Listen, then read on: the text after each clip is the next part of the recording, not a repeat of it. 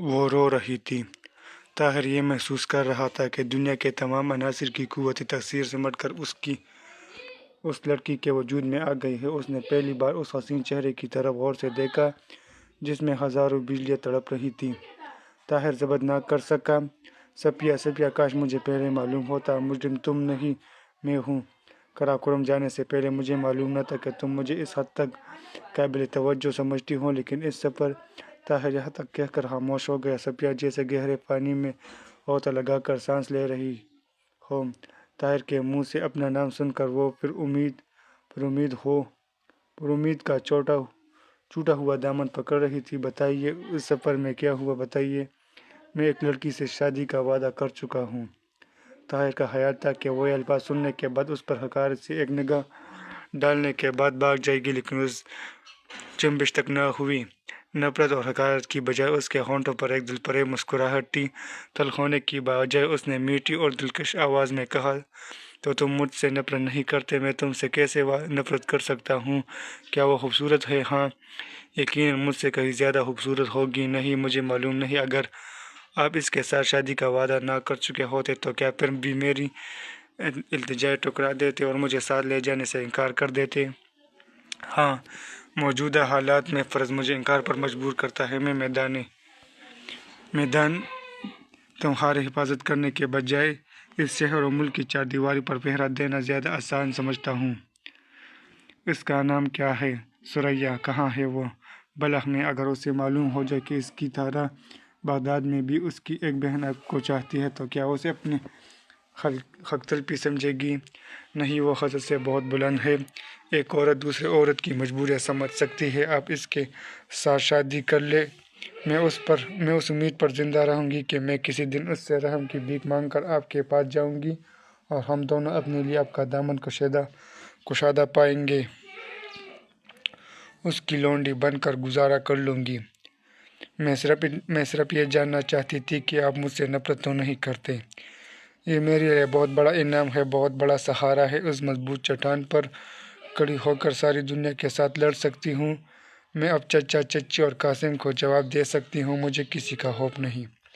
ताहिर ने कहा, सफिया, मैं वादा करता हूँ कि तुर्किस्तान से फारिग होते ही यहाँ आऊँगा।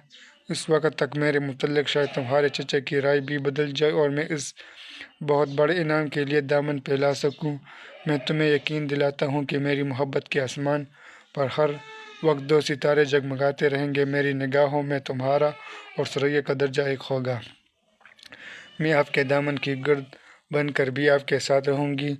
बलख में रहने वाली बहन को मेरा सलाम दीजिए और इसके पास मेरी एक निशानी लेते जाइए। सफिया ने अपनी अंगूठी उतार कर ताहिर के हाथ में देते हुए कहा, मैं आप दोनों का इंतज़ार करूंगी। अगर आपने देर लगाई तो शायद कुदरत मुझे आपके पास ले आए। दुनिया की कोई खलीज ऐसी नहीं जिसे मोहब्बत की कश्ती में बैठकर अबूर ना किया जा सके। पानी में कश्ती के चप्पुओं की आहट पाकर दोनों दरिया की तरफ मुतवज्जो हुए। सफिया ने कहा, शायद कासिम आ रहा है। दोनों सिमट कर दरख्त के तने के साथ लग गए। कश्ती किनारे पर आग लगी। कासिम और उसके साथ दो आदमी किश्ती से उतरकर महल के अंदर चले गए। सफिया ने कहा, वो शायद मुझे खबर देने जा रहे हैं कि आप आज़ाद हो चुके हैं। आप जाइए। जब तक आपकी कश्ती नज़र आती रहेगी मैं यहाँ खड़ी देखती रहूँगी। लेकिन ज़रा ठहरिए, पहरेदार आ रहे हैं। पहरेदार आए और थोड़ी देर चबूतरे पर खड़े होकर बातें करते हुए चले गए। उनकी गुफ्तगू का मौजू अभी तक सफिया और कासिम की शादी था। आखिर कासिम में क्या नुक्स है जो सफिया इसके साथ शादी नहीं करेगी? वो अंधा है, लंगड़ा है, काना है, तुम्हारी तरह बेवकूफ़ है। अरे कुछ भी हो, मुझे यकीन है कि सफिया उसके साथ शादी नहीं कर सकती। उसके काबिल किसी सल्तनत का वलीअहद ही हो सकता है। सफिया ने कहा, अब आप चलिए। ताहिर ने उतरकर एक छोटी सी कश्ती का रस्सा खोला और इस पर बैठकर चप्पू संभालते हुए कहा, खुदा हाफिज सफिया। खुदा हाफिज। सफिया ने कश्ती को पानी में धकेल दिया। जब तक कश्ती उसकी निगाहों से ओझल न हुई वो खुदा हाफिज कहती गई।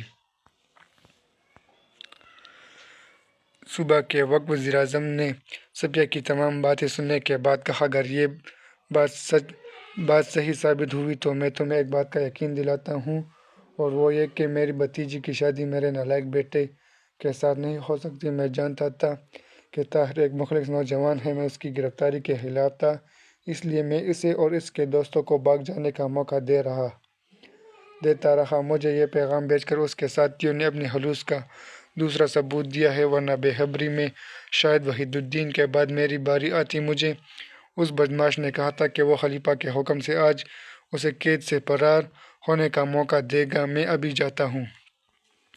صفیہ اپنے کمرے میں پہنچی تو قاسم وہاں سکینہ کے ساتھ باتیں کر رہا تھا۔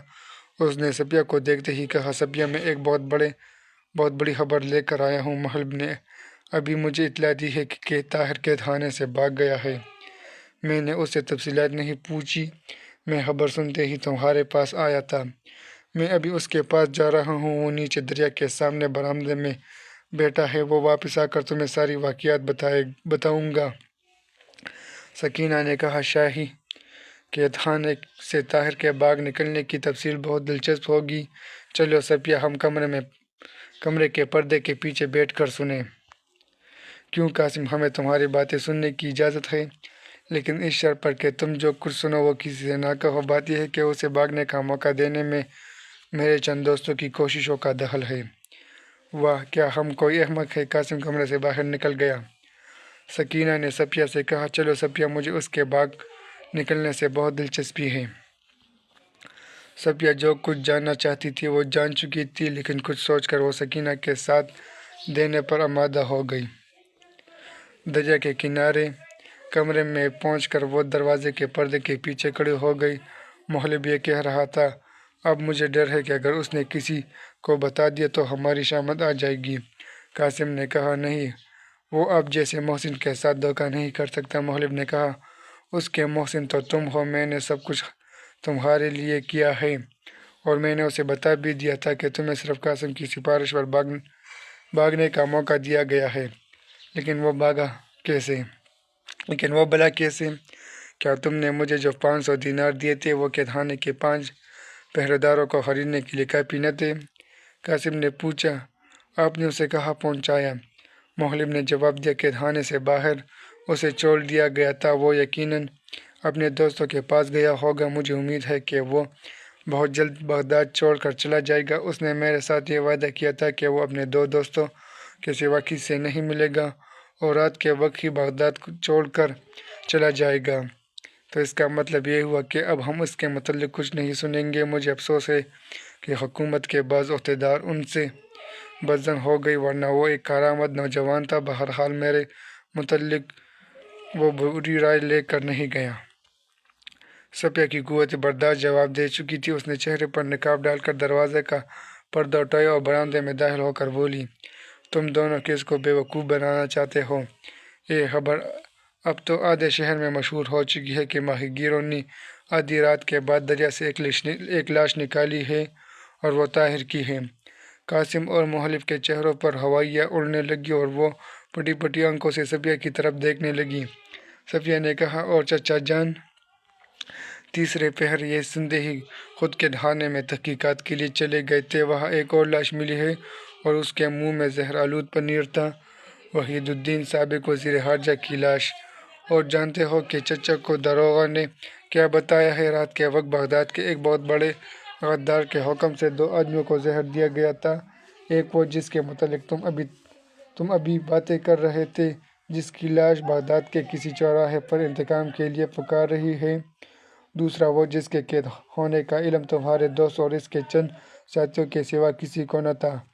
محب اٹھ کر کھڑا ہو گیا۔ صفیہ نے چلا کر کہا، زمین تمہارے جیسے بد کردار کو کوئی جگہ نہیں دے گی۔ شہر میں تمہاری تلاش جاری ہے، اس کے ہر دروازے پر سپاہی کھڑے ہیں۔ بغداد کا بچہ تمہاری بوٹیاں نوچنے کے لیے تیار ہے۔ قاسم نے صفیہ کا ہاتھ بازو پکڑ کر اسے جھنجھوڑتے ہوئے کہا، صفیہ کیا کر رہی ہو؟ ہوش کی بات کرو، مجھے چھوڑ دو، مجھے تم سے نفرت ہے، تم کمینے اور مکار ہو۔ قاسم نے اس کے منہ پر ایک چپت رسید کی اور اسے گھسیٹتا ہوا اندر لے گیا۔ وہ چلائی، بزدل آدمی عورتوں کے ساتھ زور آزمائی کے سوا اور کیا کر سکتا ہے؟